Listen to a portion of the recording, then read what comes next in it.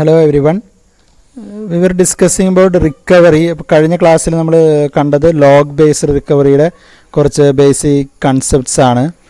അപ്പോൾ പറഞ്ഞു രണ്ട് തരത്തിലുള്ള ഡാറ്റാബേസ് അപ്ഡേറ്റ്സ് ഉണ്ട്. അതായത് ആക്ച്വൽ സ്റ്റേബിൾ സ്റ്റോറേജിൽ അപ്ഡേറ്റ് ചെയ്യുന്നത് ഡെഫേർഡ് അപ്ഡേറ്റ് ആവും. ട്രാൻസാക്ഷൻ കുറേ ചെയ്ത് കഴിഞ്ഞ് കുറേ അപ്ഡേറ്റ്സുകൾ ഒന്ന് അവസാനമായിരിക്കുന്നില്ല, അല്ലെങ്കിൽ കുറച്ച് കഴിഞ്ഞിട്ട് after some point of time ഇടയ്ക്കിടയ്ക്ക് മാത്രമേ നമ്മൾ അപ്ഡേറ്റ് ചെയ്യുന്നുള്ളൂ, ആക്ച്വൽ അപ്ഡേറ്റ്സ് നടക്കുന്നുള്ളൂ. ഇവിടെ വോൾട്ടൈൽ സ്റ്റോറേജിൽ അങ്ങ് അപ്ഡേറ്റുകൾ നടക്കുന്ന ഫൈനൽ സ്റ്റേബിൾ സ്റ്റോറേജിലേക്ക് മാറ്റുന്നത് ഡെഫേർഡ് ആയിട്ടായിരിക്കും. ഡെഫേർഡ് എന്ന് പറഞ്ഞാൽ ആഫ്റ്റർ സം ടൈം. അതല്ലെങ്കിൽ ഇൻപ്ലേസ് അല്ല, ഇമ്മീഡിയറ്റ് അപ്ഡേറ്റ്. അതായത് അപ്പോൾ എന്തെങ്കിലും അപ്ഡേറ്റ് ഉണ്ടെങ്കിൽ അപ്പോൾ തന്നെ അപ്ഡേറ്റ്സ് ഡാറ്റാബേസിലേക്കും അഫക്റ്റ് ചെയ്യുന്ന സ്റ്റേബിൾ സ്റ്റോറേജിലേക്ക്, സ്റ്റേബിൾ സ്റ്റോറേജിലേക്ക് അഫക്റ്റ് ചെയ്യുന്ന ഇമ്മീഡിയറ്റ് അപ്ഡേറ്റ് അത് പറഞ്ഞു. അപ്പോൾ നമ്മൾ ഇന്നത്തെ ക്ലാസ്സിൽ ഈ ഡെഫേർഡ് ഡാറ്റാബേസ് മോഡിഫിക്കേഷൻ എന്താണെന്നുള്ളതാണ് കുറച്ചും കൂടി ഡീറ്റെയിൽ ആയിട്ട് കാണുന്നത്. Deferred database modification. ഓക്കെ,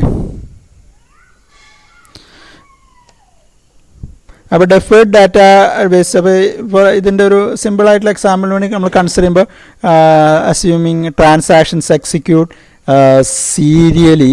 സീരിയലി ആണ് ഓരോ ട്രാൻസാക്ഷൻ. സീരിയൽ എക്സിക്യൂഷൻ നമ്മൾ പറഞ്ഞു, രണ്ട് ട്രാൻസാക്ഷൻ ആണ്. ഇപ്പോൾ സിമ്പിളായിട്ടുള്ള എക്സാമ്പിൾ ആണെങ്കിൽ രണ്ട് ട്രാൻസാക്ഷൻ T1 T2 ഉണ്ടെങ്കിൽ സീരിയൽ ഷെഡ്യൂൾസ് നമ്മൾ പറഞ്ഞു. എല്ലാ ട്രാൻസാക്ഷനിലെയും ഒരു ട്രാൻസാക്ഷൻ എടുത്തു കഴിഞ്ഞാൽ അതിലെല്ലാ ഓപ്പറേഷൻസും കോൺസിക്യൂട്ടീവായിട്ട് എക്സിക്യൂട്ട്. അപ്പോൾ T1 എല്ലാ ഓപ്പറേഷൻസും എക്സിക്യൂട്ട് ചെയ്ത് കഴിഞ്ഞിട്ടാണ് T2 എല്ലാ ഓപ്പറേഷൻസും ചെയ്യുക. അതാണ് T1 T2 എന്ന് പറഞ്ഞൊരു സീരിയൽ ഷെഡ്യൂൾ. അതുപോലെ തന്നെ T2 T1. അപ്പോൾ നമ്മൾ ഈ എക്സാമ്പിൾ സിംപ്ലിഫൈ ചെയ്യാൻ വേണ്ടി നമ്മൾ ഇൻ്റർലീവിങ് ഉദ്ദേശിക്കാണ്ട് സീരിയലായിട്ടുള്ള എക്സിക്യൂഷനാണ്. ഇൻ്റർലീവ്ഡ് എക്സിക്യൂഷനും ഇങ്ങനത്തെ സ്കീമുകളൊക്കെ പറ്റും. നമ്മൾ ആ കോംപ്ലിക്കേഷനിലേക്ക് പോകുന്നില്ല. Assume that transactions execute സീരിയലി. അപ്പോൾ ഒരു ട്രാൻസാക്ഷൻ സ്റ്റാർട്ട് ചെയ്യുമ്പോൾ നമ്മൾ ഈ ഡെഫേർഡ് അപ്ഡേറ്റിൻ്റെ പറഞ്ഞപ്പോൾ ലോഗ് എന്തായാലും വേണമെന്ന് പറഞ്ഞു. ഡെഫേർഡ് അപ്ഡേറ്റ് ആയാലും ഇമ്മീഡിയറ്റ് നമ്മൾ ലോഗ് എപ്പോഴും മെയിൻറ്റെയിൻ ചെയ്യും. Log should be on stable storage. കാരണം എന്തെങ്കിലും ഫെയിലിയർ ഉണ്ടായാൽ റിക്കവർ ചെയ്യണമെങ്കിൽ ലോഗ് തന്നെ വേണം. അപ്പോൾ ലോഗ് എപ്പോഴും എന്ത് വേണമെന്ന് പറഞ്ഞു? ലോഗ് എപ്പോഴും സ്റ്റേബിൾ സ്റ്റോറേജിൽ ഉണ്ടാവണമെന്ന് പറഞ്ഞു. അപ്പോൾ നമ്മൾ ട്രാൻസാക്ഷൻ സ്റ്റാർട്ട് ചെയ്യുമ്പോൾ ലോഗിൽ എഴുതുന്നത് സ്റ്റാർട്ട് എന്ന് പറഞ്ഞ റെക്കോർഡാണ്. ഏത് ട്രാൻസാക്ഷനാണ് TI എന്നിട്ട് സ്റ്റാർട്ട് എന്ന് എഴുതും. ഇപ്പോൾ ഫസ്റ്റ് ട്രാൻസാക്ഷൻ സ്റ്റാർട്ട് ചെയ്യുന്നത് T1, അത് കഴിഞ്ഞ് സ്റ്റാർട്ട് ചെയ്യുന്നത്. നമ്മളൊരു എക്സാമ്പിൾ അടുത്ത സ്ലൈഡിൽ കാണുന്നുണ്ട്. ഓക്കെ, അവിടെ റൈറ്റ് ചെയ്യുകയാണെങ്കിൽ, കഴിഞ്ഞ ദിവസം നമ്മൾ റൈറ്റ് ചെയ്യുകയാണെങ്കിൽ ഏത് ട്രാൻസാക്ഷൻ, ഏത് ഐറ്റം, പിന്നെ പ്രീവിയസ് വാല്യൂ,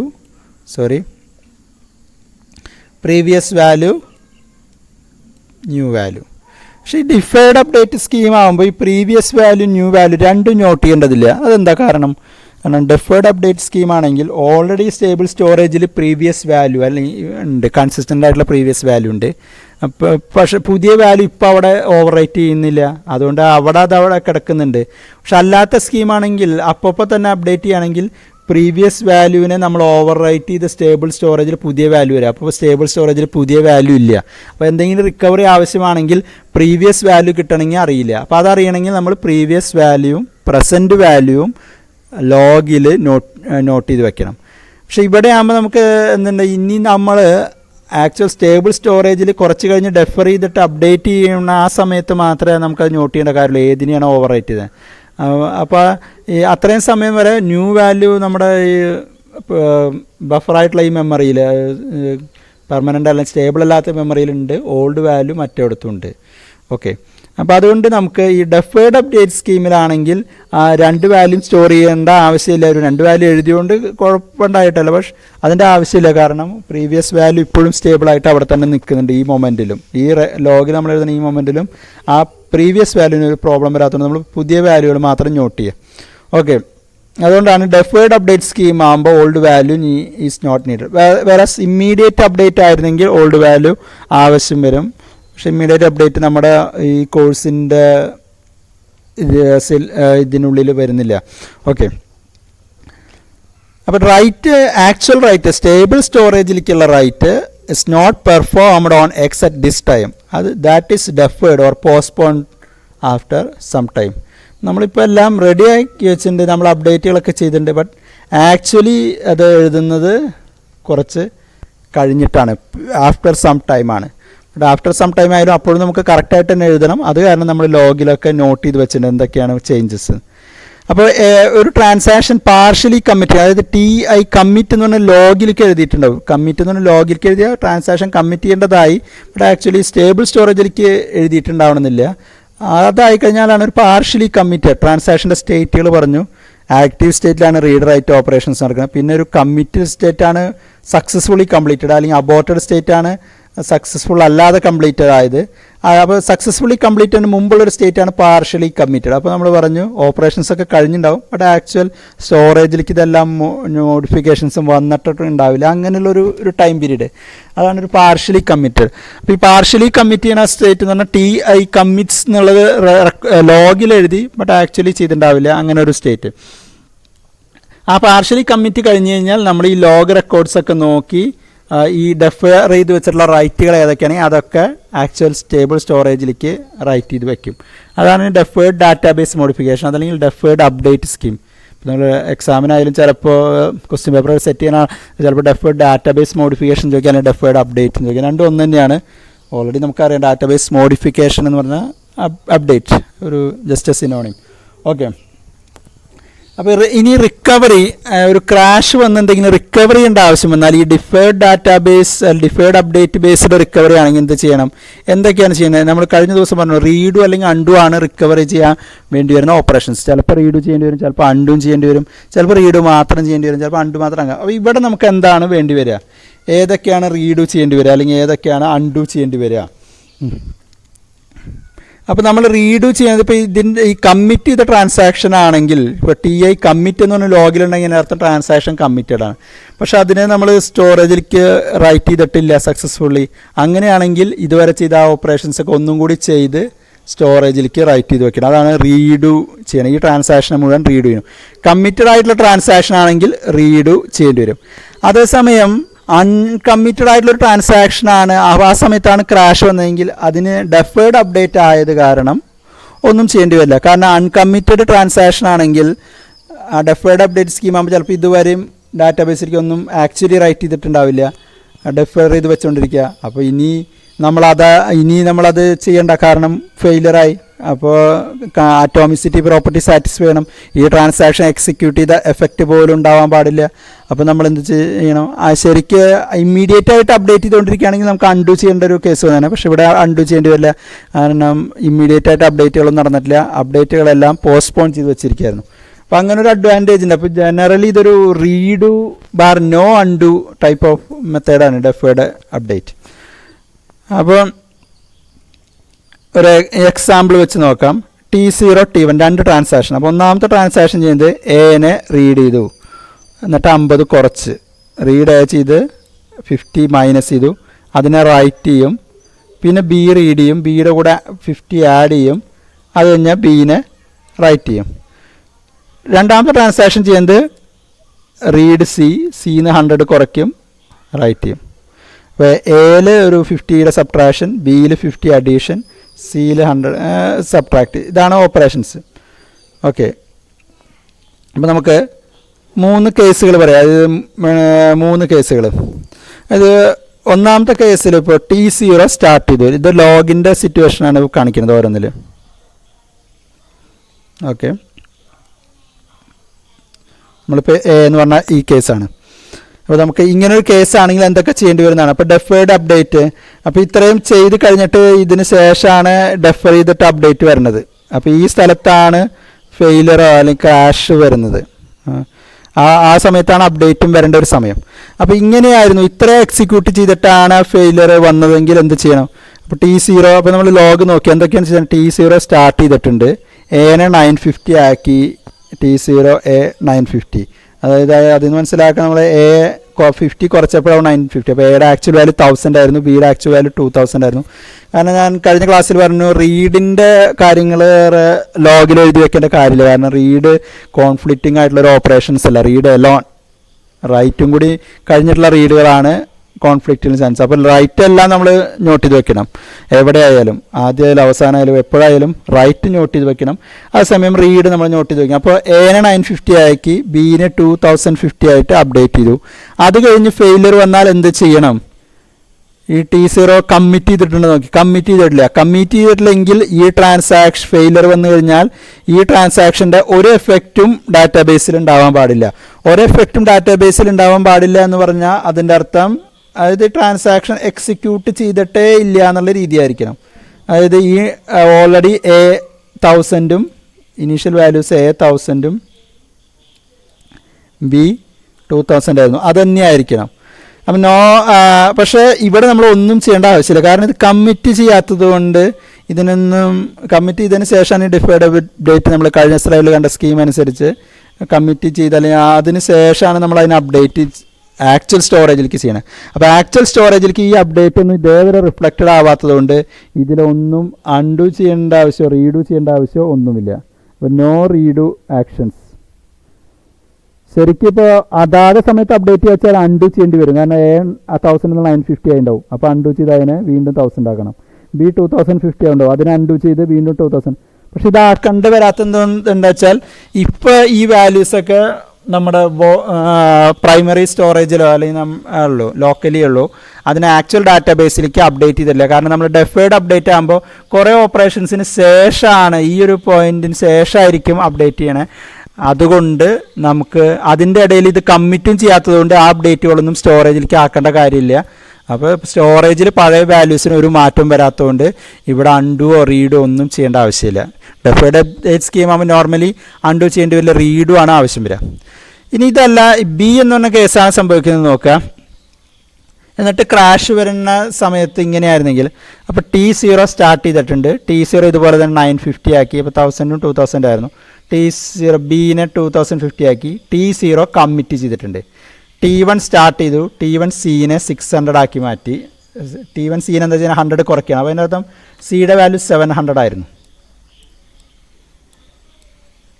ബോർഡൊന്നും അല്ലാത്തതുകൊണ്ട് ഞാൻ എല്ലാം അങ്ങനെ എഴുതാൻ ഇത്തിരി കുറവുണ്ട്. എല്ലാ ക്ലാസ്സിലും പറയണതാണ്. എന്നാലും നിങ്ങൾക്ക് എന്തായാലും മനസ്സിലാവണ്ട. എന്തെങ്കിലും ക്ലിയർ ആവത്തുണ്ടെങ്കിൽ മെസ്സേജ് ചെയ്താൽ മതി. ഓക്കെ, ഇതൊക്കെയാണ് ABCയുടെ ഇനീഷ്യൽ വാല്യൂസ്. ഇപ്പോഴത്തെ വാല്യൂസ് 950 2050 600 ആണ്. ഇനി ഇവിടെ വെച്ചൊരു ഫെയിലിയർ ഉണ്ടായാൽ എന്ത് വേണം നമ്മൾ നോക്കണം. ആരെങ്കിലും കമ്മിറ്റ് ചെയ്തിട്ടുണ്ടോ? T0 കമ്മിറ്റ് ചെയ്തിട്ടുണ്ട്. കമ്മിറ്റ് ആണെങ്കിൽ കമ്മിറ്റഡ് ട്രാൻസാക്ഷൻ്റെ values it should be durable, permanent, atomicity, consistency, isolation, durability. ആസിഡിലെ ലാസ്റ്റ് പ്രോപ്പർട്ടി ഡ്യൂറബിലിറ്റി. അപ്പോൾ ഡ്യൂറബിൾ ആയിരിക്കണം. ഡ്യൂറബിൾ ആയിരിക്കണമെങ്കിൽ എന്ത് വേണം? കമ്മിറ്റഡ് ട്രാൻസാക്ഷൻ്റെ വാല്യൂ ഒക്കെ നമ്മൾ സ്റ്റേബിൾ സ്റ്റോറേജിലേക്ക് എഴുതാം. അപ്പോൾ നമ്മൾ ഈ 950 2050 എന്ന് പറഞ്ഞാൽ എയുടെയും ബിയുടെ അപ്ഡേറ്റ്സിനെ സ്റ്റേബിൾ സ്റ്റോറേജിലേക്ക് ചെയ്യണം. അത് ചെയ്യണം എന്ന് പറഞ്ഞാൽ അതിൻ്റെ അർത്ഥം എനെ 950 ആക്കിയതും ബീനെ 2050 ആക്കിയതും ഒന്നും കൂടി ചെയ്യണം, റീഡു ചെയ്യണം. അത് T0 എന്ന് പറഞ്ഞ ട്രാൻസാക്ഷൻ്റെ എല്ലാ ഓപ്പറേഷൻസും റീഡു ചെയ്യണം. വേറെ T1 ഒരു ഓപ്പറേഷൻ നടന്നിട്ടുണ്ടെങ്കിലും ആ ട്രാൻസാക്ഷൻ കമ്മിറ്റ് ആവാത്തതുകൊണ്ട് അതിനെ നമുക്ക് എന്ത് വേണം? Either completed successful. അപ്പോൾ T0 കമ്മിറ്റ് ആണ്, അതുകൊണ്ട് അതിൻ്റെ എല്ലാം ചെയ്യണം, അപ്പോൾ റീഡു ചെയ്യണം. അതേസമയം T1 കംപ്ലീറ്റഡ് സക്സസ്ഫുള്ളി അല്ല, അപ്പോൾ അതിൻ്റെ ഒരു എഫക്റ്റ് ഉണ്ടാവാൻ പാടില്ല. അപ്പോൾ എല്ലാം ഈ എഫക്റ്റ് ഒന്നും ഉണ്ടാവാൻ പാടില്ല. ഡെഫേർഡ് ആയതുകൊണ്ട് ഈ എഫക്റ്റ് ഒന്നും ആക്ച്വൽ സ്റ്റോറേജിലേക്ക് ആയിട്ടില്ല, അതുകൊണ്ട് നമ്മളൊന്നും ചെയ്യേണ്ടതായിട്ടില്ല. അപ്പോൾ read T0 must be performed. ഇവിടെ നോക്കിയാൽ എഴുതിയിട്ടുണ്ട് since T0 commit is present, വേറാസ് T1 നമ്മളൊന്നും ചെയ്യേണ്ടതായിട്ടില്ല. ഇപ്പം ഇത്രയും ആയ ഇപ്പം നിങ്ങൾക്ക് ടെക്നിക്ക് പിടികിട്ടിയിട്ടുണ്ടാവും അല്ലേ? ഇപ്പോൾ ടെക്നിക്ക് പിടികിട്ടിയിട്ടുണ്ടാവും. അതായത് കമ്മിറ്റുള്ള ട്രാൻസാക്ഷൻ്റെ എല്ലാ ഓപ്പറേഷൻസും റീഡു ചെയ്യണം. അൺകമ്മിറ്റഡ് ട്രാൻസാക്ഷൻ ആണെങ്കിൽ ഒന്നും ചെയ്യേണ്ടതില്ല. അതാണ് ഈ ടെക്നിക്ക്. അപ്പോൾ അങ്ങനെയാണെങ്കിൽ അടുത്തതിൽ എന്താണ്? T0 സ്റ്റാർട്ട് ചെയ്തു, 950 2050 ആക്കി എയും ബിയും. T0 കമ്മിറ്റ് ചെയ്തു. T1 സ്റ്റാർട്ട് ചെയ്തു. T1 സീനെ 600 ആക്കി. T1 കമ്മിറ്റ് ചെയ്തു. അപ്പോൾ ഇവിടെ വെച്ചാണ് ഇഷ്യൂ വരുന്നത്. അങ്ങനെയാണെങ്കിൽ എന്ത് വേണം? T0 കമ്മിറ്റഡ് ആണ്, T1 കമ്മിറ്റഡ് ആണ്. അപ്പോൾ റീഡു ഏതിനൊക്കെ ചെയ്യണം? T0 ചെയ്യണം, T1 ചെയ്യണം, രണ്ടിനും റീഡു ചെയ്യണം. Redo T0 must be performed followed by redo T1 since T0 commit and T1. ഇവിടെ TI എന്നാണ് എഴുതിയത്, ഞാനിവിടെ എല്ലാം ഇറേസ് ചെയ്യാം. T0 commit and TI commit അല്ല, T1 ഐ അല്ല 1 രണ്ടുള്ളത് കൊണ്ട് ജനറലി പറയുകയാണെങ്കിൽ redo TI if TI commit is present in the log. അതാണ് ജനറലി പറയാം. അപ്പോൾ ഇതാണ് ഡെഫേർഡ് ഡാറ്റാബേസ് മോഡിഫിക്കേഷൻ. അതിന് ഡെഫേർഡ് അപ്ഡേറ്റ് സ്കീം അനുസരിച്ചുള്ള ഡാറ്റാബേസിലുള്ള എന്ത് recovery technique, deferred update scheme. ഇനി അടുത്തതാണ് ചെക്ക് പോയിൻ്റ്. അത് നമ്മൾ ഇപ്പോൾ കഴിഞ്ഞ സ്കീമിൽ എന്ത് വേണം, എന്താണ് ഇപ്പോൾ കഴിഞ്ഞ എക്സാമ്പിൾ നമ്മൾ ചെയ്തത്, നോക്കി ഏതൊക്കെ ട്രാൻസാക്ഷനാണ് കമ്മിറ്റ് ചെയ്തത്, എന്നിട്ട് ആ ഓപ്പറേഷൻസ് എല്ലാം റീഡു ചെയ്യും. അതാണ് ചെയ്തത്. അപ്പോൾ ആദ്യത്തെ എക്സാമ്പിൾ ഒറ്റ ട്രാൻസാക്ഷനും ഉണ്ടായില്ല, രണ്ടാമത്തേൽ T0 മാത്രമായിരുന്നു. നമുക്ക് പ്രീവിയസ് സ്ലൈഡിലേക്ക് പോകാം. ആദ്യത്തെ എക്സാമ്പിൾ കമ്മിറ്റ് ചെയ്തത് ആരുമില്ല, രണ്ടാമത്തേൽ T0, മൂന്നാമത്തേൽ T0യും T1ഉം. ഇത് ആരൊക്കെ കമ്മിറ്റ് ചെയ്തത് നമ്മൾ എങ്ങനെ മനസ്സിലാക്കണേ?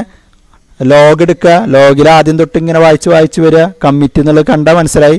അപ്പോൾ വീണ്ടും ബാക്കിൽ പോയിട്ട് ആ ട്രാൻസാക്ഷൻ്റെ എല്ലാം ചെയ്യുക. ഇവിടെ നമ്മൾ ലോഗ് എടുത്ത് വായിച്ച് ഇവിടെ അപ്പോൾ ഇവിടെ ആ ഇഷ്യൂ ഉണ്ടായില്ല, കമ്മിറ്റ് ഇവിടെയാണ്. അപ്പോൾ തിരിച്ചു പോയി ഇതെല്ലാം വീണ്ടും ചെയ്യുക. ഇവിടെ നോക്കി ഇവിടെ കമ്മിറ്റ്, അപ്പോൾ തിരിച്ചു പോയി ഇതെല്ലാം ചെയ്യുക, ഇതെല്ലാം ചെയ്യുക. വീണ്ടും നോക്കുമ്പോൾ അടുത്ത കമ്മിറ്റ്, അപ്പോൾ ഇതെല്ലാം ചെയ്യുക. അങ്ങനെ ഒരു രീതിയിലാണ്. അപ്പോൾ ഫുൾ ലോഗ് നമ്മൾ വായിച്ചുകൊണ്ടിരിക്കണം. അപ്പോൾ ഈ സ്കീം അനുസരിച്ച് നമ്മൾ ഒരു കമ്മിറ്റൊക്കെ കഴിഞ്ഞതിന് ശേഷം മാത്രമേ അപ്ഡേറ്റ് ഡെഫർ ചെയ്യുന്നുള്ളൂ. അപ്പോൾ ഇത് വളരെ സിംപ്ലിഫൈഡ് ആയിട്ടുള്ള, നമുക്ക് മനസ്സിലാക്കാൻ വേണ്ടി വളരെ സിമ്പിളായിട്ടുള്ളൊരു ട്രാൻസാക്ഷൻ അല്ലെങ്കിൽ ഷെഡ്യൂളാണ്. 2-3 ഓപ്പറേഷൻസ് മാത്രമേ ഉള്ളൂ. പക്ഷെ ജനറലി റിയൽ ലൈഫിൽ ട്രാൻസാക്ഷൻസ് വരുമ്പോൾ ഒരു ട്രാൻസാക്ഷൻ തന്നെ ഹൺഡ്രഡ്സ് ഓഫ് ഓപ്പറേഷൻസ് ഉണ്ടായിരിക്കും. അപ്പോൾ ഹൺഡ്രഡ്സ് ഓഫ് ഓപ്പറേഷൻസ് അല്ലെങ്കിൽ തൗസൻഡ്സ് ഓഫ് ഓപ്പറേഷൻസ് ഉണ്ടാവും. അത് കഴിഞ്ഞിട്ടായിരിക്കും കമ്മിറ്റ് വരുന്നത്. അപ്പോൾ നമ്മൾ ലോഗിൽ അത്രയും റെക്കോർഡ്സ് നോക്കി കമ്മിറ്റ് കാണുമ്പോൾ പിന്നെ ഈ ഓപ്പറേഷൻസ് എല്ലാം റീഡ് ചെയ്യണം. അത് പിന്നെ ജനറലി ഇതിൽ നമ്മൾ സിംപ്ലിസിറ്റിക്ക് വേണ്ടി സീരിയലായിട്ട് T0 എക്സിക്യൂട്ട് ചെയ്തു, പിന്നെ T1 ആ ഒരു സീരിയൽ ഷെഡ്യൂളാണ് എടുത്തത്. ജനറലി പ്രാക്ടിക്കലി സീരിയൽ ഷെഡ്യൂൾസ് ആയിരിക്കില്ല, നോൺ സീരിയൽ ഷെഡ്യൂൾസ് ആയിരിക്കും, ഇൻ്റർലീവ്ഡ് ആയിരിക്കും. പലതരത്തിലുള്ള ഇൻ്റർലീവിങ് വരാം. അതിനനുസരിച്ചൊക്കെ ഈ റെക്കോർഡ്സൊക്കെ മിക്സപ്പ് ആയിട്ട് വരാം. കുറേ ഇഷ്യൂസ് ഉണ്ട്. അപ്പോൾ ഈ ലോഗ് മുഴുവൻ വായിച്ചുകൊണ്ടിരിക്കുക എന്നുള്ളത് ബുദ്ധിമുട്ടാവും. അപ്പോൾ അതിൽ തന്നെ ഇപ്പോൾ കമ്മിറ്റ് ചെയ്തിട്ടുണ്ടെങ്കിൽ എന്തായാലും റീഡു ചെയ്യേണ്ടി വരും. കമ്മിറ്റ് ചെയ്യാത്തതിന് അങ്ങനെയാണ് വരുന്നത്. അപ്പോൾ നമ്മൾ എന്ത് ചെയ്താൽ ഇങ്ങനെ എല്ലാ ട്രാൻസാക്ഷനും കഴിഞ്ഞ് അവസാനം എല്ലാവരും കമ്മിറ്റൊക്കെ കഴിഞ്ഞതിന് ശേഷം അപ്ഡേറ്റ് ചെയ്യുക എന്നുള്ളത് എന്നുള്ള ആ ഒരു പോളിസിയിൽ നിന്ന് കുറച്ച് മാറി ഇടയ്ക്കിടയ്ക്ക് കുറച്ച് സമയം കഴിയുമ്പോൾ നോക്കുക, എന്നിട്ട് അതുവരെ കമ്മിറ്റ് ചെയ്തവരൊക്കെ റൈറ്റ് ചെയ്ത് വയ്ക്കുക. അങ്ങനെയൊക്കെ ചെയ്യാം. അതാണ് ഒരു ചെക്ക് പോയിൻ്റ്, ഇടയ്ക്കിടയ്ക്ക് ചെക്ക് ചെയ്യുന്ന ഒരു പോയിൻ്റ്. അവിടെ വെച്ച് നമ്മൾ കമ്മിറ്റഡ് ട്രാൻസാക്ഷൻസൊക്കെ റൈറ്റ് ചെയ്ത് വയ്ക്കും. അപ്പോൾ എന്തെങ്കിലും ഇഷ്യൂ ഉണ്ടായാൽ അതുവരെയുള്ള ഇതിനൊന്നും ചെയ്യേണ്ട, റീഡു. അതിന് ശേഷമുള്ള എൻ്റെ കാര്യങ്ങൾ മാത്രം നോക്കിയാൽ മതി. അപ്പോൾ ഫുള്ളായിട്ട് സെർച്ച് ചെയ്യാൻ വളരെ ബുദ്ധിമുട്ടുള്ളതുകൊണ്ട് searching the entire log is time consuming. അതാണ് ഇപ്പോൾ നമ്മൾ ഡിസ്കസ് ചെയ്ത ഇഷ്യൂ, ഇതിലുള്ള ഒരു ഇഷ്യൂ. അതുപോലെ കുറേ റീഡു നമ്മൾ ചെയ്യേണ്ടി വരും. എന്നിട്ടാണ് നമ്മുടെ ഇതെല്ലാം ഫൈനൽ കറക്റ്റ് ഔട്ട്പുട്ട് ഡാറ്റാബേസിലേക്ക് ആക്കാൻ, സ്റ്റേബിൾ സ്റ്റോറേജിലേക്ക് ആക്കാൻ വേണ്ടി നമ്മൾ കുറേ റീഡ്യൂസും ചെയ്യേണ്ടി വരും. അപ്പോൾ ഈ റിക്കവറി പ്രോസസ്സിനെ ഒന്ന് സ്ട്രീം ലൈൻ ചെയ്ത് കുറച്ചും കൂടി എളുപ്പമാക്കാൻ വേണ്ടിയിട്ടാണ് നമ്മൾ ചെക്ക് പോയിൻറ്റിങ് എന്ന കൺസെപ്റ്റ്. നമ്മളൊരു ചെറിയ ഫിഗർ അടുത്ത ഇതിൽ കാണുമ്പോൾ കുറച്ച് എളുപ്പത്തിൽ ക്ലിയർ ആവും. അതായത് ഇപ്പം മെയിൻ മെമ്മറിയിലുള്ള എല്ലാ ലോഗ് റെക്കോർഡും അതൊക്കെ സ്റ്റേബിൾ സ്റ്റോറേജിൽ എന്താ ലോഗ് റെക്കോർഡ് എന്തായാലും സ്റ്റേബിൾ സ്റ്റോറേജിലായിരിക്കണം. എന്നിട്ട് എല്ലാ മോഡിഫിക്കേഷനെയും നമ്മൾ സ്റ്റേബിൾ സ്റ്റോറേജിലേക്ക് സ്റ്റോർ ചെയ്ത് വയ്ക്കും. എന്നിട്ട് നമ്മൾ ചെക്ക് പോയിൻ്റ് എന്നും കൂടി എഴുതി വയ്ക്കും. അപ്പോൾ ഓരോ ചെക്ക് പോയിൻറ്റിനെ ബേസ് ചെയ്തിട്ടാണ് റിക്കവർ ചെയ്യുന്നത്. നോക്കൂ, എനിക്ക് തോന്നുന്നത് അടുത്ത ഫിഗർ ആയാൽ ക്ലിയർ ആവുന്നു. ആദ്യം ഫിഗർ വന്നിട്ട് ഈ മെത്തേഡിലേക്ക് പോകും, അതായിരിക്കും മനസ്സിലാക്കാൻ എളുപ്പം. അപ്പോൾ ഇവിടെ നമ്മൾ 2 പോയിന്റുകളാണ്. അതായത് ഒരു TC എന്ന് പറഞ്ഞ ടൈം, ഇതൊരു ടൈം ലൈനാണ്. ഓക്കെ, ഇതൊരു ടൈം ലൈനാണ്. 2 പോയിൻ്റ്, ഒന്ന് TC എന്ന് പറഞ്ഞാൽ ഒരു ചെക്ക് പോയിൻ്റ്, ഒരു TF എന്ന് പറഞ്ഞാൽ ഫെയിലിയർ ഉണ്ടായുള്ളൊരു പോയിൻ്റ്. ഈ ചെക്ക് പോയിന്റിൽ എന്താ ചെയ്തതെന്ന് വെച്ചാൽ, അപ്പോൾ ഇതിൽ നമ്മൾ കാണിച്ചതൊക്കെ ട്രാൻസാക്ഷൻസ് ആണ്. ഇപ്പോൾ ഇവിടെ കാണിച്ചതിൻ്റെ അർത്ഥം T1 എന്ന ട്രാൻസാക്ഷൻ സക്സസ്ഫുള്ളി കംപ്ലീറ്റഡ് ആയെന്നാണ്. ഇത്രയും പാർട്ടിൽ മാത്രം T1 കാണിച്ചാൽ അത് കംപ്ലീറ്റ്ലി ചെയ്തിട്ടുണ്ട്, കമ്മിറ്റ് വരെയുള്ള കാര്യങ്ങളാണ്. ഇവിടെ അത് അങ്ങനെയാണ്. T2, T3, T4 ഇതായിട്ടില്ല. എന്ത് T4 കമ്മിറ്റഡ് ആയില്ല, കാരണം അതിൻ്റെ കംപ്ലീഷൻ കാണിച്ചില്ല. അതിൻ്റെ പുറത്തേക്കും പോകണ്ടാവും. അപ്പോഴേക്കും ഫെയിലിയറായി, പരിപാടി നിന്നുപോയി. അപ്പം ഈ ചെക്ക് പോയിന്റിൽ എന്താ ചെയ്യുന്നത് വെച്ചാൽ അതുവരെയുള്ള അപ്ഡേറ്റ്സിൽ ഈ TC ഓക്കെ, ഇതുവരെയുള്ള അപ്ഡേറ്റ്സിൽ അതെല്ലാം സ്റ്റേബിൾ സ്റ്റോറേജിലേക്ക് സ്റ്റോറേജ് വയ്ക്കുക. അപ്പോൾ T1 കമ്മിറ്റഡ് ആയതുകൊണ്ട് അതിൻ്റെ എല്ലാം സ്റ്റോറേജ് വയ്ക്കും. പിന്നെ T2ൻ്റെ ഇതുവരെയുള്ള അപ്ഡേറ്റ്സ്, ഈ ചെക്ക് പോയിൻ്റ് വരെയുള്ള, സോറി ഇങ്ങോട്ട് എക്സ്റ്റെൻഡ് ചെയ്യില്ല, ആ ലൈൻ വരെയുള്ള ചെക്ക് പോയിൻ്റ് വരെയുള്ള അപ്ഡേറ്റ്സ് ഒക്കെ സ്റ്റോറേജിലേക്ക് എഴുതി വയ്ക്കും. അത് കഴിഞ്ഞ് ഫെയിലർ, അതിൻ്റെ അഡ്വാൻറ്റേജ് ഫെയിലർ ഇവിടെയാണ് ഉണ്ടായത്. അപ്പോൾ നമ്മൾ കഴിഞ്ഞ ദിവസം കണ്ട എക്സാമ്പിളുകളിൽ ഫെയിലർ ഉണ്ടായ ആ ഒരു പോയിന്റ് അവിടെ അതിലേക്ക് പോവാം. ഇവിടെയായിരുന്നു ഫെയിലർ ഉണ്ടായ പോയിന്റ്. അപ്പോൾ നമ്മൾ തുടക്കം തൊട്ട് നോക്കുകയാണ് ചെയ്യണേ. പക്ഷെ ഇവിടെ അതിൻ്റെ ആവശ്യമില്ല. കാരണം തുടക്കം തൊട്ട് നോക്കണ്ട, ഈ പോയിന്റിൽ നോക്കുക. ഈ പോയിന്റിൽ നമ്മൾ നോക്കുക എന്താ ചെയ്തിട്ടുണ്ടായിരുന്നു. ഈ പോയിന്റിന് മുമ്പ് T1 കമ്മിറ്റഡ് ആയിരുന്നു. അപ്പോൾ അതിൻ്റെയൊക്കെ എല്ലാം സ്റ്റോർ ചെയ്ത് കഴിഞ്ഞു. അപ്പോൾ കമ്മിറ്റഡിന് ഇനിയിപ്പോൾ ഒന്നും ടച്ച് ചെയ്യണ്ട. പക്ഷെ കഴിഞ്ഞ കേസാണെങ്കിൽ T1 കമ്മിറ്റഡ് ആയതുകൊണ്ട് അതിൻ്റെ എല്ലാം റീഡു ചെയ്യണം. അപ്പോൾ അതിൻ്റെ ഇവിടെ റീഡും ചെയ്യേണ്ട. അതേസമയം T2 പാർഷ്യലി മാത്രമേ സ്റ്റോർ ചെയ്തിട്ടുള്ളൂ. അപ്പോൾ അതിന് ശേഷം T2 ഇവിടെ കമ്മിറ്റഡ് ആയതുകൊണ്ട് ഇത്രയും പാർട്ട് റീഡു ചെയ്യണം. ഇതിന് ശേഷം T3 കമ്മിറ്റഡ് ആയതുകൊണ്ട് ഇത്രയും പാർട്ട് റീഡു ചെയ്യണം. അതേസമയം T4 കമ്മിറ്റഡ് അല്ല, അതുകൊണ്ട് T4ന് നമ്മൾ അൺഡു ഓപ്പറേഷൻസ് ആണ്. ആക്ച്വലി അൺഡു ചെയ്തു, അൺഡൺ ചെയ്തു. അപ്പോൾ T4ൻ്റെ എഫക്റ്റ് ഒന്നുമില്ല. ഇവിടെ അൺഡു ആയിട്ട് ഓപ്പറേഷൻസ് ചെയ്യേണ്ടി വരില്ല, കാരണം നമ്മൾ ഡെഫേർഡ് അപ്ഡേറ്റ് ആണ്. ഓരോ ചെക്ക് പോയിന്റിൽ മാത്രമേ നമ്മൾ അപ്ഡേറ്റ്സുകൾ ചെയ്യുന്നുള്ളൂ. അപ്പോൾ T4ൻ്റെ ഒരു അപ്ഡേറ്റും ഇപ്പോൾ ഡാറ്റാബേസിലായിരിക്കില്ല. അപ്പോൾ അതിൻ്റെ എഫക്റ്റ് കംപ്ലീറ്റ്ലി അൺഡൺ ചെയ്ത പോലെ. ഓക്കെ, അപ്പോൾ ഇവിടെ ഫെയിലിയർ ഉണ്ടായാലും നമുക്ക് T1ൻ്റെ റീഡു ചെയ്യേണ്ട ആവശ്യമില്ല, കാരണം T1 ഓൾറെഡി ഈ ചെക്ക് പോയിന്റിൽ വെച്ച് അപ്ഡേറ്റഡ് ആണ്. അതേസമയം T2ൻ്റെ പാർഷ്യലി അപ്ഡേറ്റ് ആണ്, ബാക്കിയുള്ളതും കൂടി അപ്ഡേറ്റ് ചെയ്യണം. അപ്പോൾ റീഡു ചെയ്യണം. T3 റീഡു ചെയ്യണം. T4 ഒന്നും ചെയ്യേണ്ട. അപ്പോൾ അതാണ് പറഞ്ഞത്, ഈ ചെക്ക് പോയിന്റ് ഉള്ളതുകൊണ്ട് T1 ഒന്നും ചെയ്യേണ്ട, കാരണം ഓൾറെഡി അപ്ഡേറ്റ്സ് ഡിസ്കിലുണ്ട് ബിക്കോസ് ഓഫ് ചെക്ക് പോയിന്റ്. T2ഉം T3യും റീഡു ചെയ്യണം. T4ന് ഒന്നും ചെയ്യേണ്ടതില്ല. അതായത് അൺഡു ചെയ്യുന്നതാണ് T4ന് വേണ്ടത്. അപ്പോൾ അൺഡു ആയിട്ട് ഇപ്പോൾ ഡെഫേർഡ് അപ്ഡേറ്റ് സ്കീമിൽ ഇങ്ങനെ ഒരു കേസിൽ അൺഡു ഓപ്പറേഷൻസ് ചെയ്യേണ്ട, പക്ഷേ അൺഡു ചെയ്ത എഫക്റ്റാണ്. Either completely executed or not at all. അപ്പോൾ ആ എഫക്റ്റാണ്. അപ്പോൾ ഈ എക്സാമ്പിൾ മനസ്സിലായെങ്കിൽ ഈ ചെക്ക് പോയിന്റിൻ്റെ തിയറി നോക്കാം. During recovery, we need to consider only the most recent transaction TI that started before the checkpoint and transaction that started after TI. അതായത് ഇതെല്ലാം നമ്മൾ സീരിയലായെന്ന് പറഞ്ഞുകൊണ്ടാണ് അങ്ങനെ. ഇൻ്റർലീവ് ആണെങ്കിൽ കുറച്ചും കൂടി കോംപ്ലിക്കേഷൻസ് ഉണ്ട്. അപ്പോൾ നമ്മൾ ആ കേസുകളിലേക്ക് പോകില്ല. അപ്പം നമ്മൾ ഫെയിലിയർ ഉണ്ടായാൽ കഴിഞ്ഞ ചെക്ക് പോയിന്റ് നോക്കുക. ആ കഴിഞ്ഞ ചെക്ക് പോയിന്റിന് മുമ്പ് സ്റ്റാർട്ട് ചെയ്ത് എൻഡ് ചെയ്യാത്ത ട്രാൻസാക്ഷനും ആ ചെക്ക് പോയിന്റിന് ശേഷം സ്റ്റാർട്ട് ചെയ്ത ട്രാൻസാക്ഷൻസും മാത്രമേ നമുക്ക് നോക്കണ്ടൂ. അതേസമയം ആ ചെക്ക് പോയിന്റ് മുമ്പ് കംപ്ലീറ്റഡ് ആയിട്ടുള്ള ട്രാൻസാക്ഷൻ ഒന്നും നോക്കേണ്ട കാര്യമില്ല, കാരണം അതെല്ലാം ഓൾറെഡി സ്റ്റേബിൾ സ്റ്റോറേജ് ആയിരിക്കും. അതാണ് we need to consider only the most recent transaction TI that started before the checkpoint and transaction that started after checkpoint. Check point start ചെയ്ത് എൻഡ് ചെയ്യാത്ത ട്രാൻസാക്ഷൻസും ചെക്ക് പോയിന്റിന് ശേഷം സ്റ്റാർട്ട് ചെയ്ത ട്രാൻസാക്ഷൻസ് മാത്രമേ നോക്കേണ്ടതുള്ളൂ. എന്നിട്ട് ലോഗിൻ്റെ backward ആണ് നോക്കണം. നമ്മൾ ആദ്യത്തിൽ നിന്ന് സ്കാൻ ചെയ്യേണ്ട കാര്യമില്ല. ലോഗിൽ കഴിഞ്ഞ എക്സാമ്പിൾ എന്ന് പറയുമ്പോൾ ലോഗിൻ്റെ സ്റ്റാർട്ടിങ്ങിൽ നിന്നാണ് സ്കാൻ ചെയ്തത്. ഇതിൻ്റെ ആവശ്യമില്ല, കാരണം ചെക്ക് പോയിന്റ് തൊട്ടാണ്. അപ്പോൾ ചെക്ക് പോയിന്റ് എവിടെയാണെന്ന് നമുക്ക് അറിയാത്തതുകൊണ്ട് നമ്മൾ ബാക്കിൽ നിന്ന് ട്രാക്ക് ചെയ്യുക. അപ്പോൾ എന്തായാലും അടുത്ത് തന്നെയായിരിക്കും ചെക്ക് പോയിന്റ്. നമ്മൾ ഈ റിയൽ ലൈഫ് എക്സാമ്പിൾസ് വരുമ്പോൾ കുറേ ചെക്ക് പോയിന്റ്സ് ഉണ്ടാവും. ഇത് നമ്മൾ സിമ്പിൾ എക്സാമ്പിൾ ആയതുകൊണ്ട് ഒറ്റ ചെക്ക് പോയിന്റ് എടുത്തുള്ളൂ. അപ്പോൾ ചെക്ക് പോയിന്റുകൾ എപ്പോഴും അടുത്ത് തന്നെ ഉണ്ടായിരിക്കും. അപ്പോൾ ബാക്കിൽ നിന്ന് പോയാലായിരിക്കും പെട്ടെന്ന് ചെക്ക് പോയിന്റ് കാണാം. അപ്പോൾ അവിടെ വെച്ച് മാത്രം കാര്യങ്ങൾ നോക്കിയാൽ മതി. അതിൻ്റെ അപ്പുറത്തേക്ക് നമുക്ക് അധികം നോക്കേണ്ടി വരില്ല. ഓക്കെ, അപ്പോൾ we keep scanning backwards till A record TI start is found.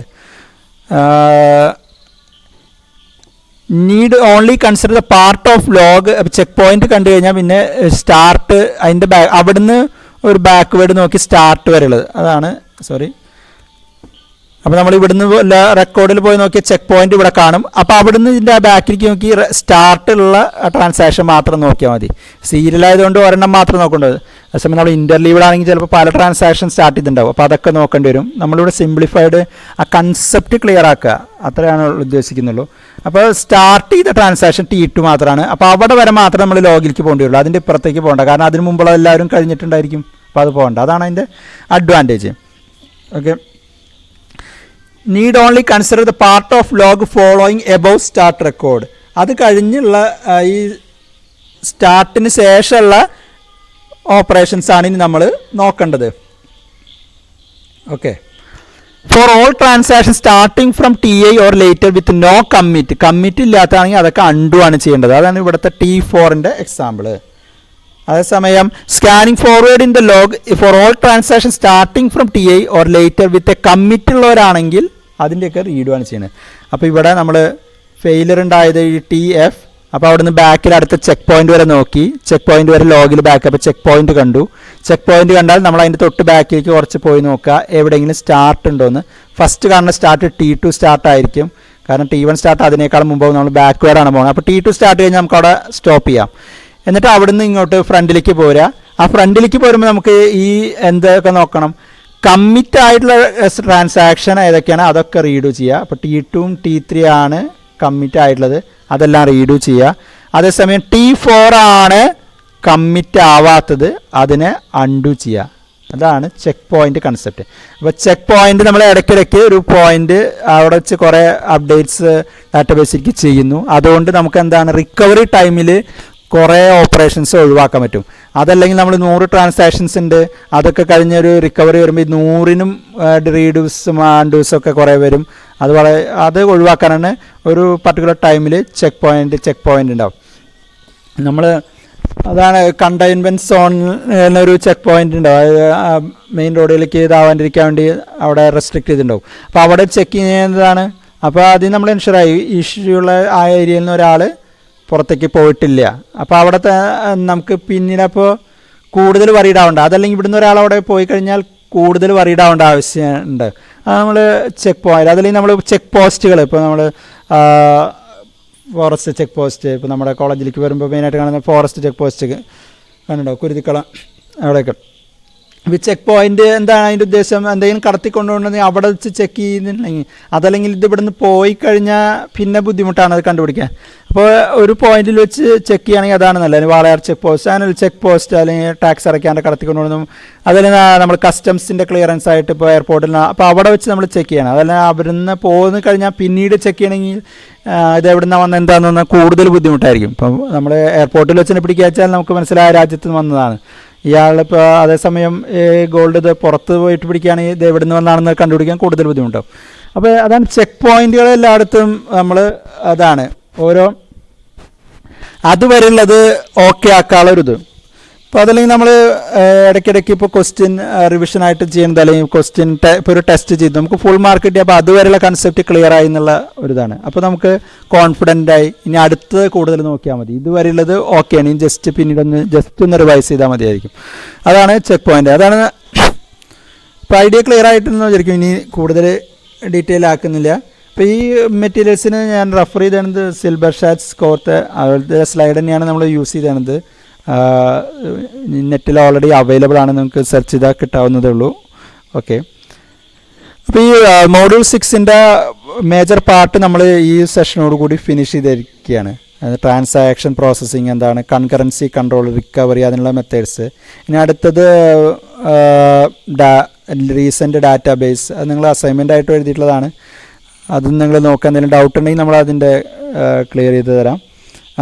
അതല്ലെങ്കിൽ നമ്മൾ ഈ വീഡിയോ ലെക്ചറായിട്ട് അടുത്ത ടോപ്പിക്കിൻ്റെ ഉണ്ടായിരിക്കില്ല, കാരണം അത് വളരെ സിമ്പിളായിട്ടുള്ള ഒരു ഡിസ്ക്രിപ്റ്റീവ് ടൈപ്പ് ടോപ്പിക്കാണ്. നമ്മൾ ബ്രീഫായിട്ട് അതിനെ പറ്റി അറിയേണ്ടതുള്ളൂ. അപ്പോൾ എന്തെങ്കിലും ഡൗട്ട് ഉണ്ടെങ്കിൽ അറിയിക്കുക. ഇപ്പോൾ കഴിഞ്ഞ ഈ ടോപ്പിക്സിൽ എന്തെങ്കിലും ഡൗട്ട്സ് ഉണ്ടെങ്കിൽ അറിയിക്കുക. നമ്മൾ അടുത്ത് തന്നെ ഇതിൻ്റെ ഒരു റിവ്യൂ ടെസ്റ്റും പ്ലാൻ ചെയ്യുന്നുണ്ട് ഇതുവരെയുള്ള ഈ മോഡ്യൂൾ 6ലെ ടോപ്പിക്കിനെ ബേസ് ചെയ്തിട്ട്. അപ്പോൾ നമുക്ക് അതൊരു ചെക്ക് പോയിൻ്റ് ആയിരിക്കുമല്ലോ നിങ്ങൾ എത്രത്തോളം മനസ്സിലാക്കി എന്നുള്ളത്. എന്തായാലും ഈ വീഡിയോ ലെക്ചറുകളിൽ നല്ലൊരു റെസ്പോൺസാണ് കിട്ടിയിട്ടുള്ളത്. കുറേ പേര് മനസ്സിലാവുന്നുണ്ടെന്ന് തന്നെയാണ് പറയുന്നത്. അപ്പോൾ ഒന്നും കൂടി അത് ഉറപ്പാക്കാൻ നമുക്കൊരു റിവ്യൂ ടെസ്റ്റും കൂടി ഞാൻ പ്ലാൻ ചെയ്യുന്നു. ഡീറ്റെയിൽസ് നമ്മൾ പിന്നീട് പോസ്റ്റ് ചെയ്യാം.